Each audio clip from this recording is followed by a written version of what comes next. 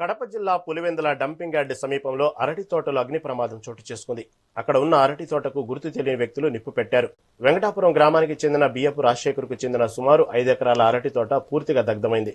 మరో 10 రోజుల్లో కోతకు సిద్ధంగా ఉన్న సుమారు 100 టన్నుల అరటి పంట మంటల్లో కాలిపోయింది. ఈ ఘటనలో దాదాపు 15 లక్షల రూపాయల నష్టం వాటిల్లినట్లు బాధిత రైతు తెలియజేశాడు. ఆకస్మికంగా జరిగిన ఈ అగ్ని ప్రమాదంతో బాధిత కుటుంబం తీవ్ర ఆవేదనకు గురైంది.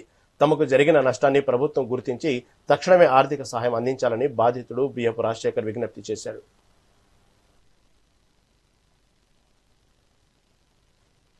నా పేరు రంగనాయకులు. పంట అయితే 15 లక్షల దాకా నష్టమైంది.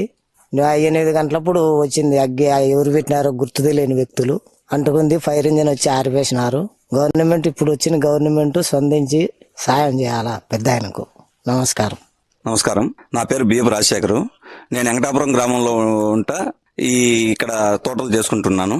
ఈ తోటలు చేసుకోవడంలో గుర్తు తెలియని వ్యక్తులు 5 ఎకరాలు అరటి తోట ఉన్నప్పుడు ఈ గుర్తు తెలియని వ్యక్తులు ఎవరో పక్కన మంట రాజేసిన దానివల్ల నాకు అపార నష్టం జరిగింది.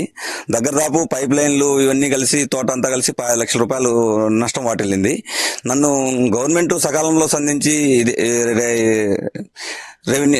ఫైర్ స్టేషన్ వాళ్ళు సకాలంలో స్పందించి వచ్చి ఆడికి అదుపు చేశారు. అదుపు చేసిన దానివల్ల పక్క తోటలకు అంటుకోకుండా ఇది జరిగాది.